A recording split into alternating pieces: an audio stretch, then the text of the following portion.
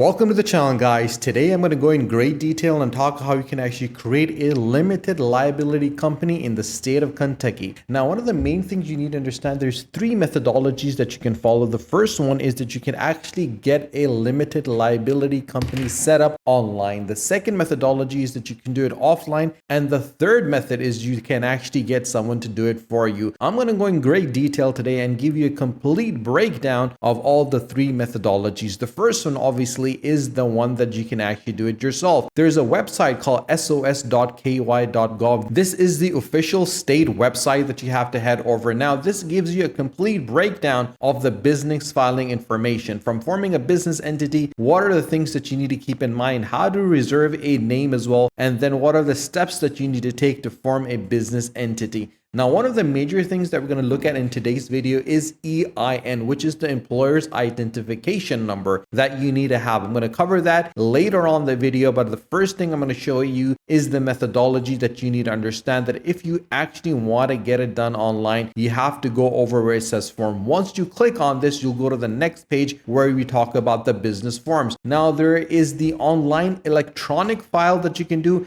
and then you have the actual manual way that you can do. But before I get into it, I want to talk about what a limited liability company is. Now, a lot of times young entrepreneurs, small startups that want to convert their businesses into a limited liability company do not understand what a limited liability company actually means. Now, there's two things that you need to keep in mind, and an example for this is the fact that if someone sues you or has anything against you or gives you a subpoena or sends you any documentation, it is actually sent to your organization, your business, not to you personally. Having a limited liability company ensures that the identity of the company is separated from the identity of the actual owner. Your personal accounts, your wealth, your assets are separate from the assets and the wealth of your organization. And that is why it's called a limited liability company. Now, when you click on article of organization, it will show up with a new page, which is the actual form that you need to fill in. The first thing that you need to understand is that you have to name the limited liability company. For example, if it's a service, if it's a product, you need to be very clear what the name is going to be. Now, I'm going to give you a tip right now, guys, and please make sure you follow it. The common mistakes that a lot of organizations and young entrepreneurs tend to make is that they actually pick a name which is not related to that service or product that they're selling. At the same time, they can't find the domain name as same as the name of the company that they have,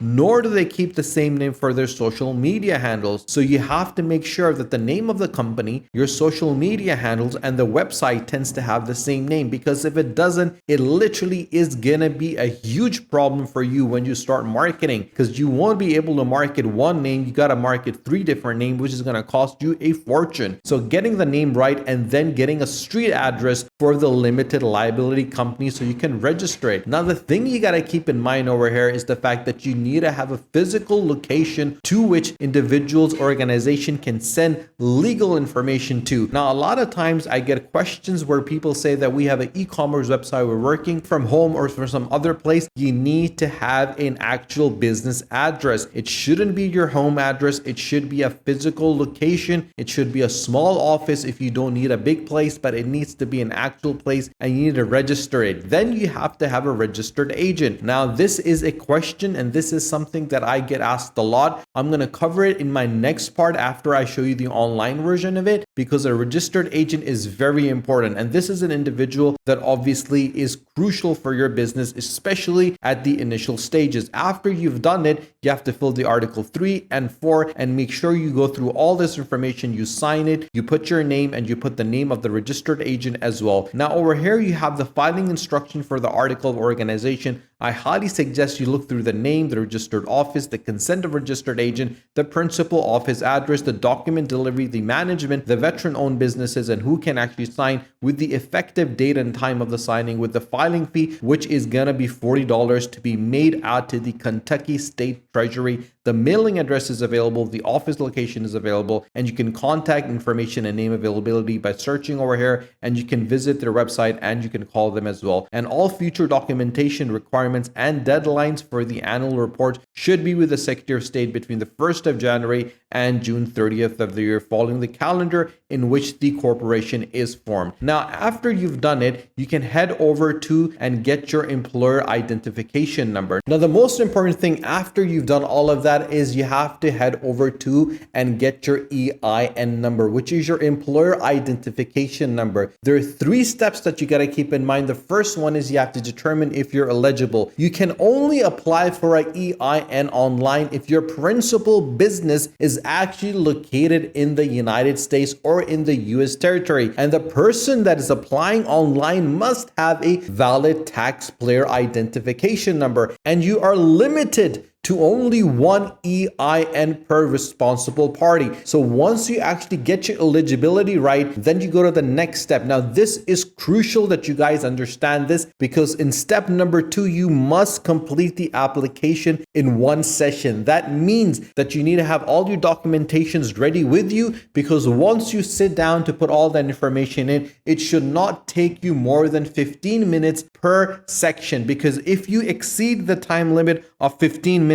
then what is going to happen is that you will need to start over again. And that is the limit that is set by the IRS. And this is the official website, the irs.gov. You can head over there and check it out. The third step is where you submit your application. And when all the validations are done, you will get your EIN number immediately upon completion. You can download it, you can save it, you can print it, and your EIN number confirmation notice is available. And once you get your EIN number, you can immediately start hiring individuals to ensure that you have good employees to start your business. Now, this takes us to the next bit, which is the registered agent. Now, the question which I get asked a lot is, what is a registered agent? Every single limited liability company, corporation, and nonprofit is required to have an official registered agent. Sometimes they're called statute agents, resident agents, or agents of service of process. And each state where the business is, you need to have an individual who is a registered agent. For example, if you have a business in Kentucky, you need to have a registered agent for Kentucky state. If you have it for Washington or New York or Texas, you need to have a separate registered agent for every single state. What will they do? They serve as a permanent physical presence in the state, and the registered agent address is where the state government can contact you with legal and tax correspondence, including France tax notices,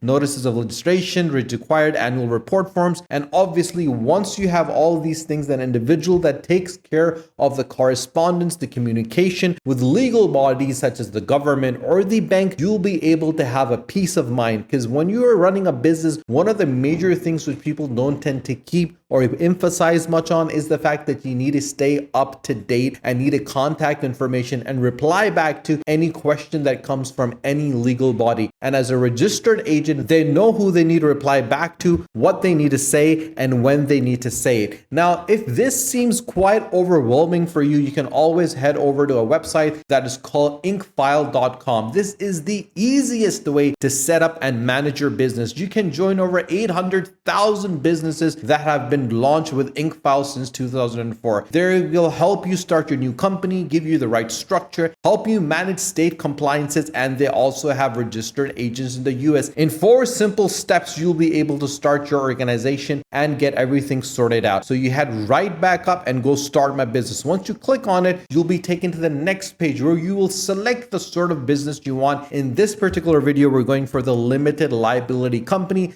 the LLC. We're going to select the state we're going to have it in. It's going to be in Kentucky. And then as you scroll down, it's going to give you a breakdown of the cost that's going to come. They have 3 packages over here. The first package is silver, the second package is gold, and the third package is platinum. Now, the state fee for all the packages is the same, $40, but the package fee is different. Now, the package fee for silver is $0, the gold is $199, and the platinum is for $299. So a total of $339 for platinum, $239 for gold, and $40 for silver. My recommendation for anyone that's thinking of setting up a limited liability company is to go for the platinum, because you get the full service features at the best value. You get business contract templates, you get a domain name and business emails, you get unlimited name searches, you you get your EIN business tax number, you get your IRS form 2553, banking resolutions, lifetime company alerts, online access dashboards, unlimited phone and email support, and business banking account, as well as business tax consultation. Now, when you have all these things available and you have a company, an organization, a website, a group of individuals that have done and developed 800,000 businesses, you can have that assurance that they know what they're doing and they'll take this off your hands and actually will take care of all the matters themselves. But even if you feel that you need someone to speak to, someone to talk to, someone to get guidance from, you can always head over to a website that's called avo.com. And if you search for Kentucky, you can find Kentucky Limited Liability Company lawyers. There are 15 lawyers with 5 reviews that are available on avo.com. You can contact them, you can message them, you can visit them, you can check their websites out, and they have decades of experiences under their belt because they're working with companies, they're helping individuals set up limited liability companies, and they could guide you as well. If you have any questions, guys, you can always let us know in the comment section below. We're happy to support you, to help you, and guide you. So if you've not subscribed to our channel, do subscribe to the channel, and do not forget to press the bell icon. Share this video with your friends and family who are thinking of setting a limited liability company up in the state of Kentucky, who can easily find everything we've said step by step, where they can follow it and set up a limited liability company very easily. Stay tuned for our next video. Until then, take care.